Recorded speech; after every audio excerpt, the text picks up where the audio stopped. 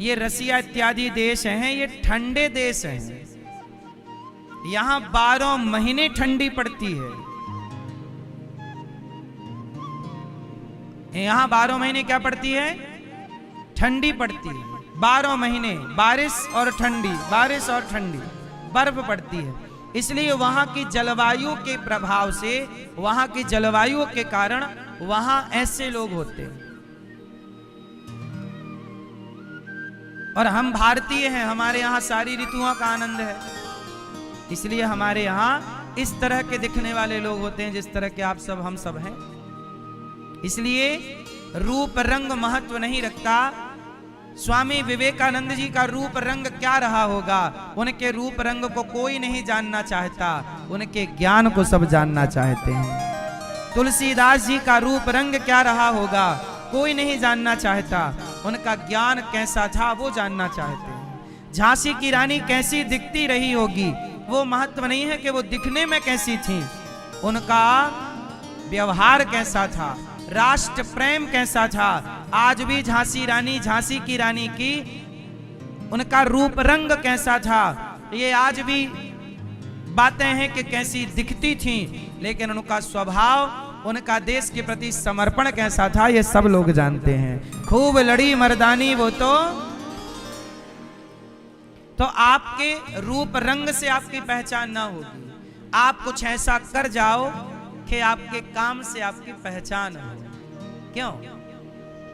गोरा सांवला मायने नहीं रखता, लंबाई, ऊंचाई, ठिनगा व्यक्ति, मोटा पतला, कुछ भी मायने नहीं रखता। व्यक्ति के विचार बड़े होने चाहिए, विचार महान होने चाहिए।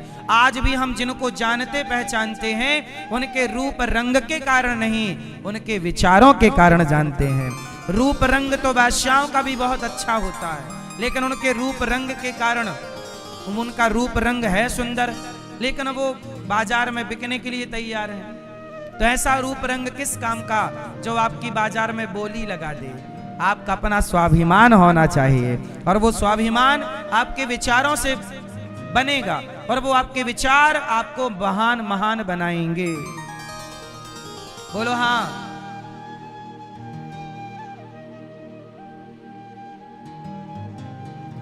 अच्छा एक बात बताओ, पहले के जमाने में राजाओं के यहां भी ना सुंदर सुंदर वेश्याएं रहा करती थी।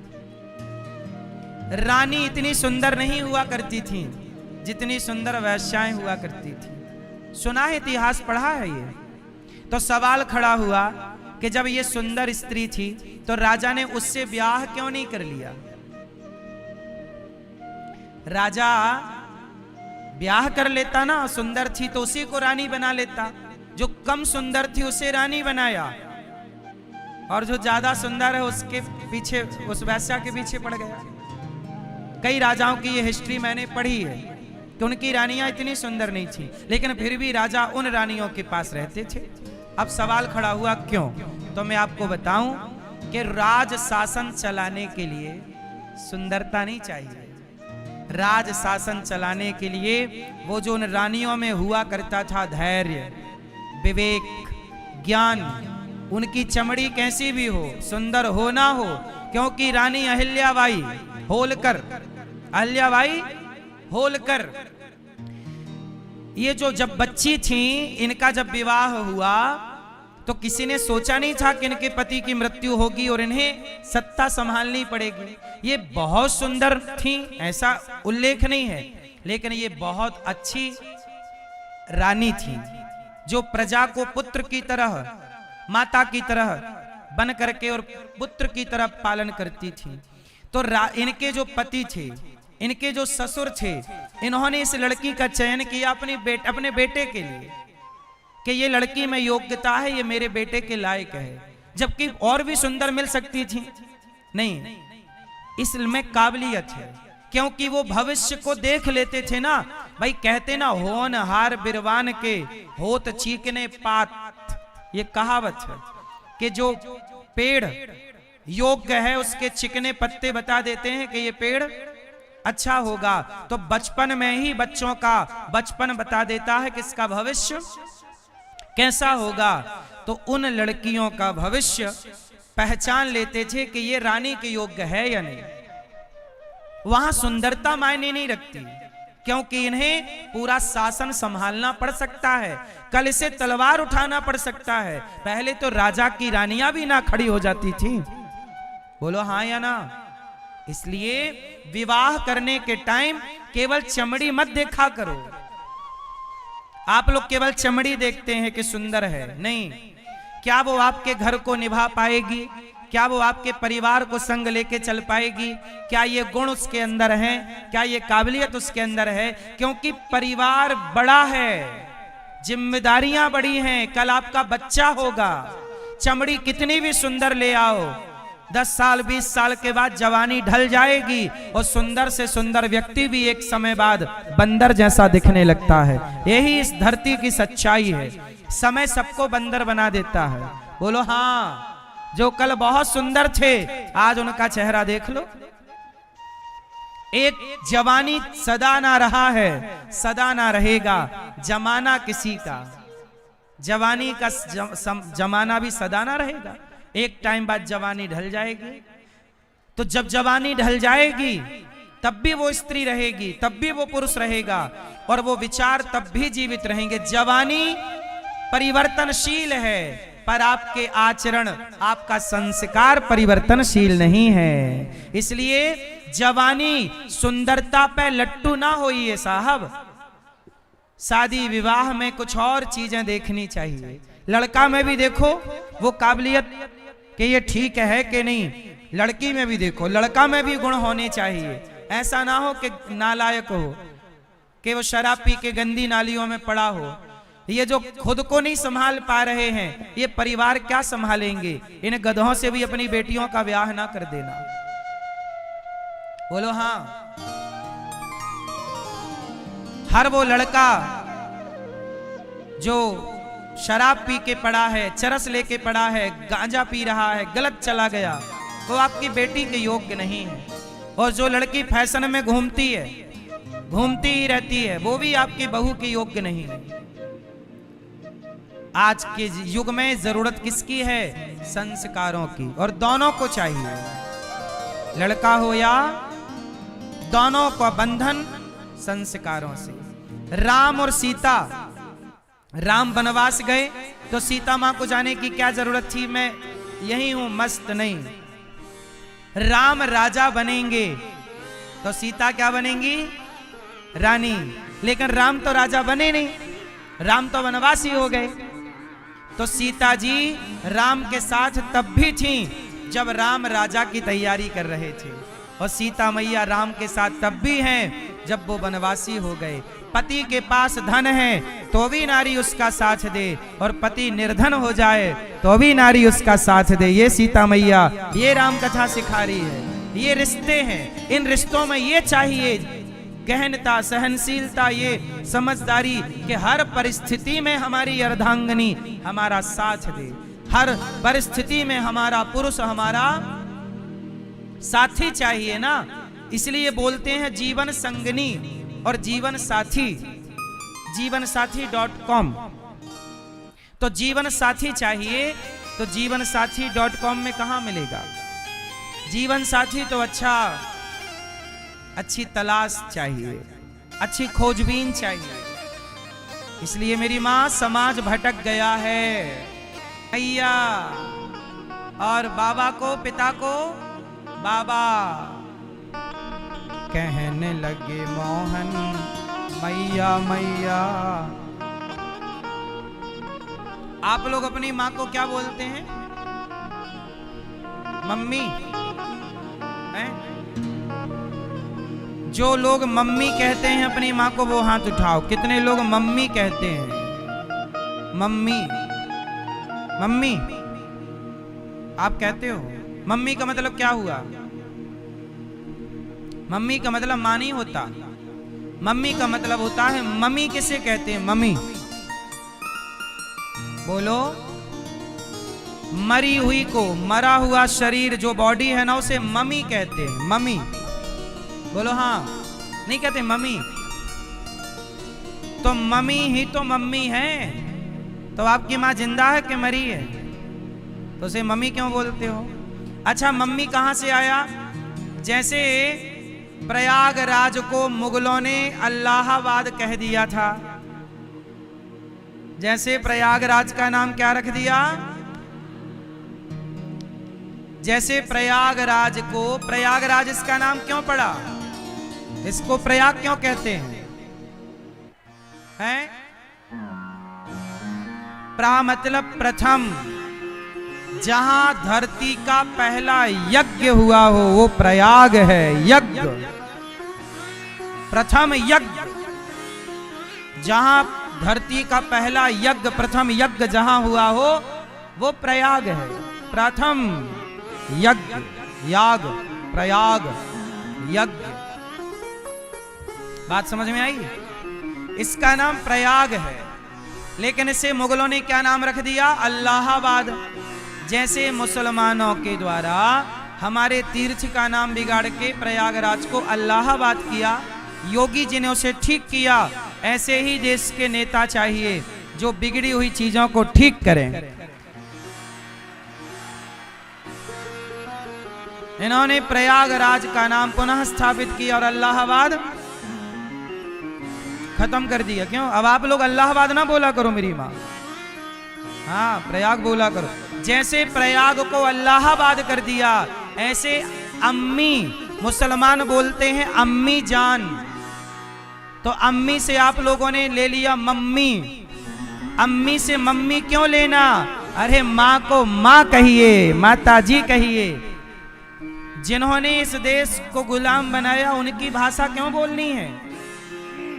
तो माँ को माँ कहिए। क्या कहिए? माता जी, मैया, सबसे बढ़िया मैया। बोलो मैया, माता जी। अच्छा ये बताओ, माँ शब्द कहां से आया? माँ, ए मोबाइल वाले भैया, माँ कहां से आया शब्द? ये माँ कहां से आया? नहीं, माँ शब्द आया गाय के बछड़े से, गाय की बछिया से, गाय से।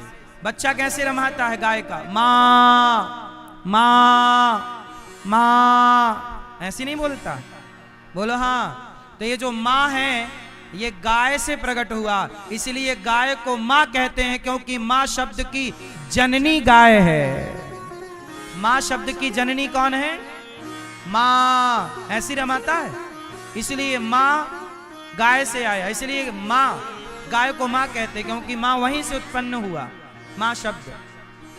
तो माँ बोलो, मैया बोलो, माता जी बोलो, बोलो हाँ। और पिताजी को क्या बोलते हैं आप लोग? कितने लोग पापा बोलते हैं? जो पापा बोलते वो हाथ उठाओ।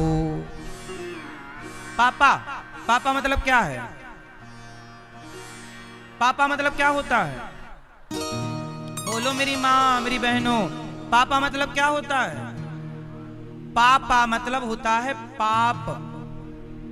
तो आप अपने बाप को गालियां देते हो, जितनी बार पापा कहा उतनी गाली। ए पाप, यहां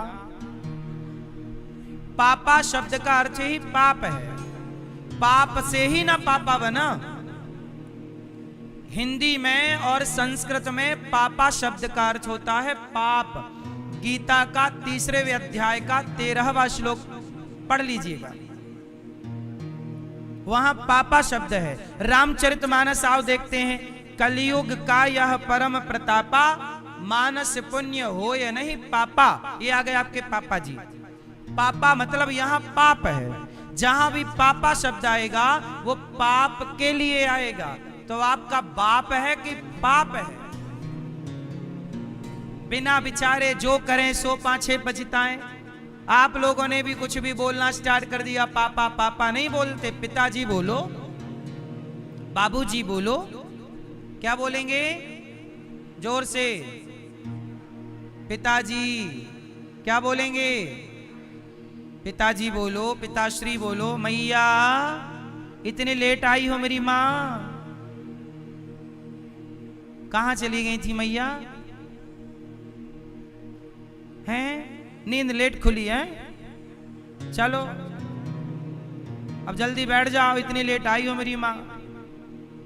लेट ना आया करो। 3 बजे से कचा होती भैया, 4:45 बजे आई है।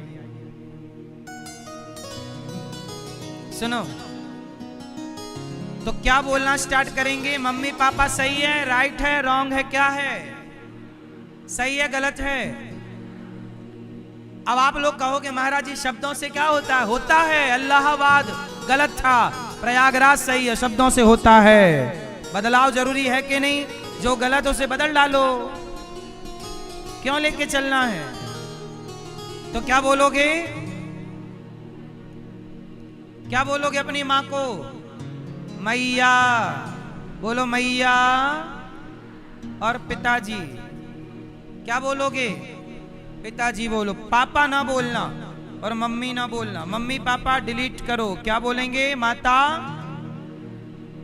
कितने लोग मेरी बात से सहमत हैं? भैया आप सहमत नहीं हो? चश्मा वाले पीछे वाले भैया आप नहीं हो? तो अब क्या बोलोगे? हैं? अब नहीं बोलना। पापा मतलब गाली होती है। अब भगवान कृष्ण थोड़ा बड़े हो गए और बाल लीला स्टार्ट हो गई। वत्सान मुंचन क्वचित समय क्रोश संजात हासः स्तेयं स्वादवत्यथ दधिपयः कल्पितैस्तेययोगै। भगवान थोड़ा बड़े भये बाल लीला कर रहे हैं। गोपियों के घर जाते हैं, माखन चुरा लेते हैं, मक्खन खा लेते हैं। गोपियां शिकायत करने आती, मैया मैया तेरे लाला ने मिट्टी माखन खाई लियो। अच्छा मुझे आप लोग एक बात बताओ, भगवान माखन क्यों चुराते हैं? क्यों चुराते हैं भैया? माखन क्यों चुराते हैं भगवान? खाने के लिए। चोरी करना सही है तो भगवान क्यों चोरी कर रहे हैं? आप चोरी करते हो? फिर जब आप चोरी नहीं करते तो आपके भगवान चोरी क्यों कर रहे हैं? उत्तर दो। है? क्योंकि भगवान उस समय छोटे से बालक हैं। बोलो हाँ। और छोटे से बालक का स्वभाव होता है कि वो खाने पीने की चीज कहीं भी पड़ी हो, कहीं भी मिल जाए, वो ये नहीं देखता कि ये मेरा है कि पराया। अरे तेरा मेरा तो बड़े होने के बाद आता है। छोटे छोटे बच्चों के लिए तेरा मेरा कुछ नहीं होता, वहां तो सब मेरा मेरा है। बोलो हाँ। छोटा बच्चा आपके घर में घुसेगा, किसी का भी बच्चा आपके घर में आ जाएगा छोटा, और उसे कुछ भी मिल जाएगा उठा के खा लेगा। वो ये नहीं देखेगा कि ये भोग के लिए है, कि ये काय के वो सही है गलत है, वो अलग विषय। बच्चे का स्वभाव है। ऐसे ही भगवान बाल लीला कर रहे हैं, इसलिए चोरी नहीं है, ये लीला है। इसे माखन चोरी नहीं, इसे माखन लीला कहा गया है। क्या कहा गया? ये लीला है। गोपियों के घर जाना, मटकी से मक्खन निकालना, खाना, ये बाल आनंद है, बचपन का सुख है। आप में से बहुत लोगों ने भी बचपन में चोरी की होगी खाने पीने की चीजें। आम चुरा के खाए होंगे, अमरूद चुरा के खाए होंगे, सिंघाड़ा चुरा के खाए होंगे तालाबों से, लड्डू चुरा के खाए होंगे, मिठाई चुराई होगी, गुजिया चुराई होगी। बोलो हाँ। ये मैया तो गुड़ चुरा लेती थी, गुड़ चुरा चुरा के खा लेती थी, और अब बता रही है कि मैं नहीं करती चोरी। चोरनी की सरदार रही है ये, है ना मैया? बचपन में चुराती थी कि नहीं आप? फिर गुड़ चुराती थी। हाँ गुड़, पहले गुड़ ही था मीठे के नाम पे, गुड़ और शक्कर। और क्या था? पहले ठाई मिठाई नहीं मिलती थी ज्यादा। पहले परियों में गुड़ आता था, और गुड़ बस इतना गुड़ निकाल के रख लिए, जब समय मिला खा लिया चुपके से, है ना? तो बचपन में सब लोग चोरी, अच्छा बचपन में सब लोग चोरी करते हैं। किसी को मिल पाए तो अच्छा, नहीं मिल पाए तो अब मैया को मिले ही ना होगा तो नहीं कर पाई चोरी। इसलिए चोरी करने का भी अपना एक मजा है, एक सुख है। ऐसे भगवान बाल लीला कर रहे हैं। वत्सान मुंचन क्वचित समय क्रौश संजात हासः स्तेयं स्वादवत्यथ दधिपयः कल्पितैस्तेय योगैः। गोपियों के घर जाके माखन चुराना। गोपियां, अच्छा गोपियां शिकायत करने जाती, मैया तेरे लाला ने ये किया। चोरी शिकायत करने नहीं जाती गोपियां, शिकायत के बहाने भगवान का दर्शन करने जाती हैं। ये भगवान है, बड़ी लीला है इनकी। एक दिन भगवान ने गोपियों के सारे मटके तोड़ दिए। मैया शिकायत करने आई तो मैया की शिकायत, मैया ने कहा कि सुनो, मेरे लाला को तुम रंगे हाथों पकड़ोगी तब बात मानूंगी। तो एक दिन भगवान खिड़की से घुसे, एक सखी के घर पे छींके पे मक्खन लटक रहा था। भगवान ग्वालों को बोले, मंगलाओ, श्रीदामा आ जाओ, कोई नहीं है, खाली है। ग्वाल वालों का गोला बनाया, और जब गोला बना के मटकी के पास पहुंचे तो देखा कि भगवान ने देखा कि वहां घंटी लटक रही थी। मटकी के बगल में गोपी ने घंटी लटकाई थी कि कोई मटकी पकड़ेगा तो घंटी बजेगी, हम पकड़ लेंगी। तो भगवान उदास हो गए। तो घंटी बोली, प्रभु उदास क्यों हो गए? भगवान बोले, माखन खाने आए, इतना जुगाड़ किया, इतनी मेहनत की, और तुम यहां लटक रही हो, मंदिर में जगह कम पड़ गई थी। घंटी बोली, प्रभु ये गोपियों ने लटकाया है, आपको पकड़ने का प्लान है। तो भगवान बोले, ये बताओ तुम हमारे तरफ हो कि गोपियों की तरफ? घंटी बोली, हम तो आपकी दासी हैं। तो सुनो, बंधी हो पर बजना मत। घंटी बोली, नहीं बजूंगी। अब भगवान ने मक्खन का लौंदा निकाला, हाँ मनसुखा खोल मुंह, पूरा मक्खन का लौंदा डाल दिया मनसुखा के मुंह में। फिर दूसरा लौंदा बनाया, फिर डाल दिया मधुमंगल के मुंह में। मक्खन चुरा रहे हैं। भगवान कृष्ण को पता था कि आने वाले समय में बच्चे पिज्जा बर्गर चाउमीन खाएंगे, तो भगवान ने बताया माखन चुरा के, भैया खाने के योग्य तो मक्खन ही है, ये पिज्जा बर्गर खा के सेहत ना बिगाड़ लेना, खाया करो तो मक्खन। ये जवानी में लड़कपन में क्या खाना चाहिए मैया? लड़कपन में हड्डियां बनती हैं, समझो। जवानी में क्या बनती हैं? लड़कपन और जवानी में बोलो, हड्डियां बनती हैं। शरीर कब बनता है? शरीर का मजबूत होना लड़कपन से स्टार्ट हो जाता है। लड़कपन में जितना अच्छा खाएंगे बच्चे, उनकी हड्डियां, उनका शरीर उतना मजबूत रहेगा। अब पिज्जा बर्गर चाउमीन खाएंगे तो इनका बुढ़ापा, इनकी जवानी अच्छी नहीं होगी, क्योंकि मजबूती से। एक बात बताओ, घर जितना अच्छा कंक्रीट डालोगे, जितनी अच्छी सीमेंट सरिया लोहा डालो, उतना घर का नींव मजबूत होगा। और घटिया सीमेंट डाल दो, बोलो हाँ, तो बर्बाद हो जाएगा कि नहीं? ऐसे ही आपका शरीर है। चाउमीन पिज्जा बर्गर से जो हड्डी बनेगी, वो क्या हड्डी बनेगी? हड्डी काय से बनती है? कैल्शियम ही तो है। और कैल्शियम ज्यादा कहां है? दूध में कैल्शियम है, दही में कैल्शियम है। तो दूध दही खाओ, शुद्ध गाय का खाओ, देसी गाय का घी खाओ। ये नहीं खाओगे तो देख लेना, समय के पहले तुम 50-60 में तय हो जाओगे। पहले के लोग 90 जाते थे, आज 60 भी कम लोग जाते हैं। 55-50 में ही बुढ़े होके मर रहे हैं। ये बात सही है कि नहीं? और खा लो पिज्जा बर्गर, मरोगे समय के पहले। भगवान ने मक्खन चुरा के कह दिया कि ठीक ठीक खाओ। और आप लोग ना मैया अपने बच्चों की दुश्मन सी लगती हो। क्यों? कोई पिज्जा बर्गर खवा रही हो, चलो कभी कभार तो बात ठीक है, रोज खिला रही हो, रोज उनकी डिमांडें पूरी कर रही हो, तो आप अपने बच्चों को खोखला ही तो कर रही हो। बच्चों को नहीं पता कि क्या सही है, तुम्हें तो जानकारी होनी चाहिए। घी दूध नहीं खाएंगे तुम्हारे बच्चे कमजोर पड़ जाएंगे। पहले के जमाने का शरीर घी दूध का ही होता था, बोलो हाँ। आजकल घी दूध के दर्शन नहीं हो रहे हैं। तुम जर्सी गैया का दूध पी रहे हो और बाजार का नकली घी खा रहे हो। अरे घी खाना है तो शुद्ध वाला खाओ, और शुद्ध घी केवल घर का हो सकता है। देसी गैया रखो और देसी गाय का दूध निकालो, दूध बच्चों को दो, दही बनाओ, पनीर बनाओ और घी निकालो, वो खाओ, स्वस्थ रहोगे। बाजार का दूध दही मिलावटी है?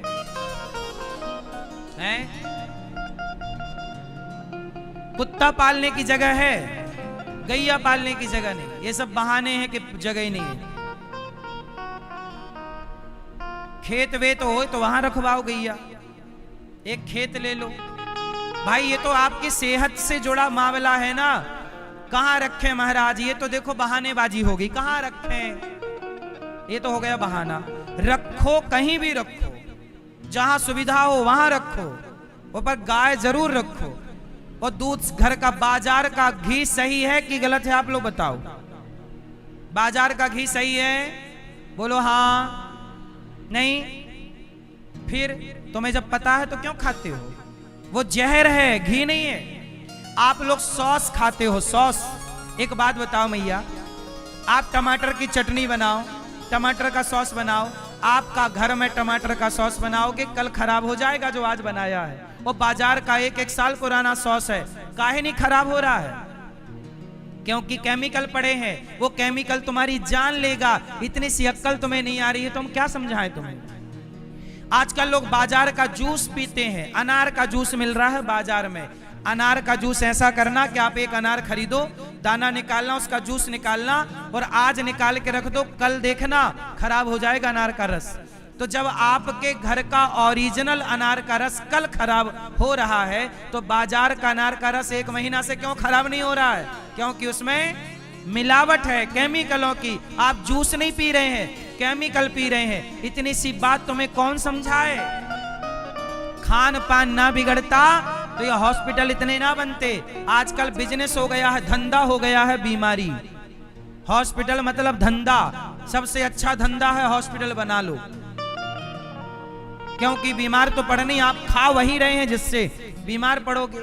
40-50 में बुढ़े होके मर जाओगे। इसलिए मेरी माँ हाथ जोड़ के कहूं, ठीक ठीक बच्चों को खिलाओ, खिलवाड़ ना करो, ये मजाक नहीं है। आजकल हर चीज आप लोग पैकेट बंद खाते हो, और याद रखना हर चीज, हर वो पैकेट बंद चीज जहर है, जहर है। मानो या मत मानो, हर पैकेट बंद चीज क्या है?